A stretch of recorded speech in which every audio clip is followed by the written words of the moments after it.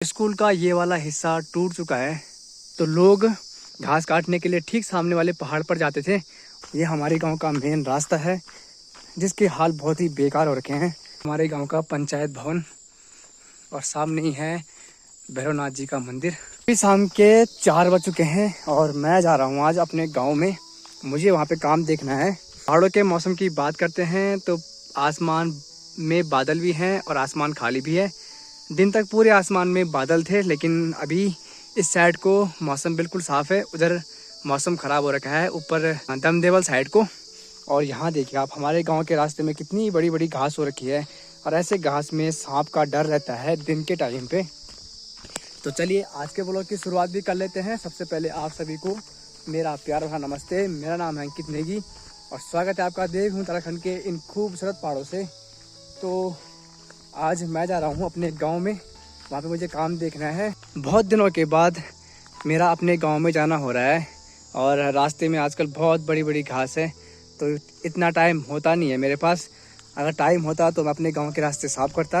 वैसे मैं आजकल अपने घर के आसपास के जो रास्ते हैं उनको मैं आजकल साफ़ कर रहा हूँ सुबह के टाइम पे, क्योंकि सुबह ही मेरे पास टाइम होता है।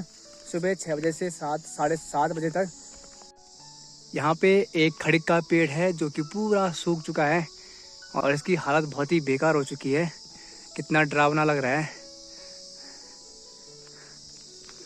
ये हमारा बैठने का अड्डा था, जो हमारे नदी के किनारे खेत हैं, सिंचाई वाले खेत। जब हम वहाँ पर सब्जी फसल उगाते थे तो हम यहाँ पे आके बैठते थे कुछ देर के लिए और यहाँ पे बिल्कुल ठंडी वाली हवा चलती थी। लेकिन आज देखिए इन खेतों में भी बड़ी बड़ी घास देखने को मिल रही है। सारे खेत बंजर पड़े हुए हैं, ठीक घर से लेके और सारे मोहल्लों में यही हाल है हमारे।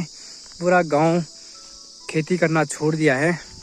बहुत सारी यादें हैं इन खेतों के साथ जुड़ी हुई। इस साइड को भी मैंने बहुत सारे खेतों में हल लगा रखा है अपने पापा जी के साथ।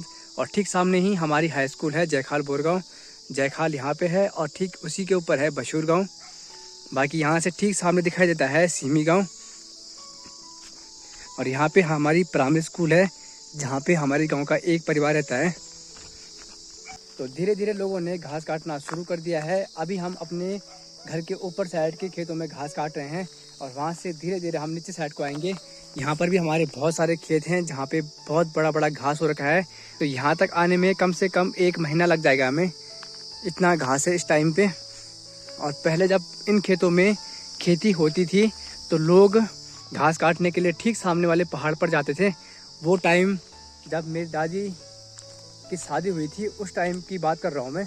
तो वो अपनी लाइफ में ठीक सामने वाले पहाड़ यानी कि छत्तीसगढ़ी पे जा रखे हैं घास काटने के लिए, लकड़ी काटने के लिए। तो सोचो उस टाइम पे कितनी मेहनत लोगों को करनी पड़ती थी। और आज देखिए घर के ही सामने जितने भी खेत हैं सब में बहुत बड़ी बड़ी घास हो रखी है। सारे खेत बंजर पड़ चुके हैं। समय समय की बात है। तो सोचिए ठीक हमारा घर यहाँ पे है और मेरी दादी लोग जा रखे हैं घास काटने के लिए ठीक सामने वाले पहाड़ पे। तो वहाँ से वो आते थे पैदल। तो यह है हमारी प्राइमरी स्कूल और सिर्फ एक ही क्लास मैंने यहाँ से पढ़ी, क्लास 5 मैंने यहाँ से पढ़ी। और ये हमारा पोलिंग बूथ भी है। तो स्कूल का ये वाला हिस्सा टूट चुका है। ये पूरा एक कमरा है और इसके हाल देखिए आप। इसकी ये वाली पूरी दीवार टूट चुकी है। ये हमारे गांव का मेन रास्ता है जिसके हाल बहुत ही बेकार हो रखे हैं।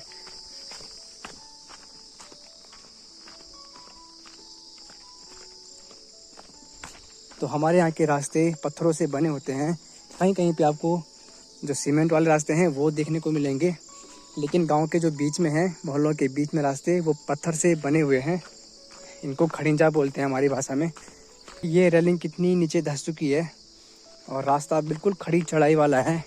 अभी मैं पहुंचने वाला हूं अपने गांव के दूसरे मोहल्ले में और यहाँ पे 8 से 10 परिवार के बीच में रहते हैं। और सामने देखिए एक यकुला बंदर आ रखा है। ये बंदर आजकल लोगों को बहुत परेशान करते हैं, क्योंकि आजकल गांव में बहुत सारी सब्जियां लगी हुई हैं, तो नुकसान भी ऐसे ही बंदर करते हैं। यह है तलखवाल और बंदर भाग चुका है जयखाल वाले रास्ते पे। और यहाँ नीचे खेत में आलू लगा रखे हैं। सामने वाले अमरूद के पेड़ पे बहुत सारे अमरूद लगे हुए हैं।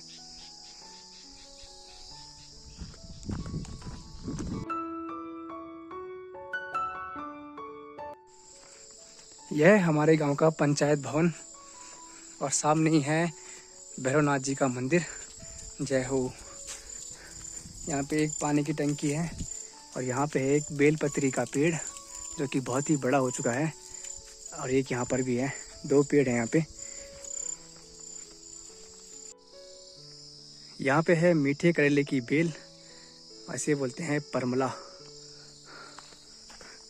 यहाँ पे लगी हुई है तोरी।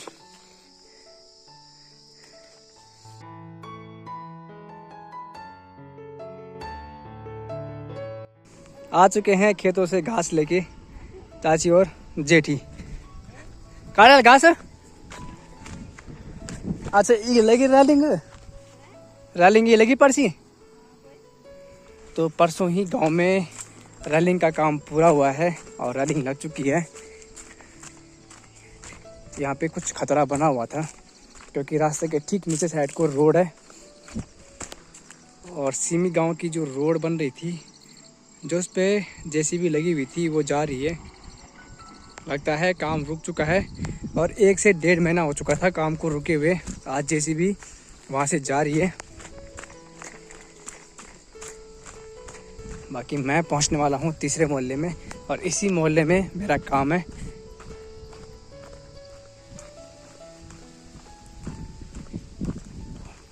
यहाँ पे एक आंवले का पेड़ है जिससे सारे आंवले निकाल दिए हैं। तो खेतों से लोगों ने अपना घास काट दिया है और खेत अब बिल्कुल खाली हो चुके हैं। बहुत जल्दी जल्दी लोग घास काट रहे हैं अपना। और मैं पहुंच चुका हूं अपने गांव की दूसरी सड़क में। ये वाली सड़क तीसरे मोहल्ले और दूसरे मोहल्ले के बीच में है। यहाँ से सीधा आगे जाती है संगलाकोटी के लिए और यहाँ से जाती है चौबट्टाखाल नौखाल मार्केट के लिए।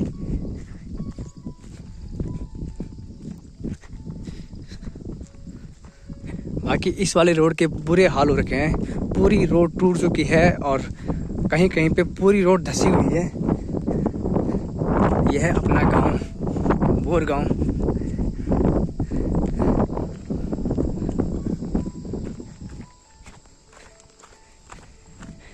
अच्छी बात है यहाँ के लोगों ने रास्ता साफ कर रखा है।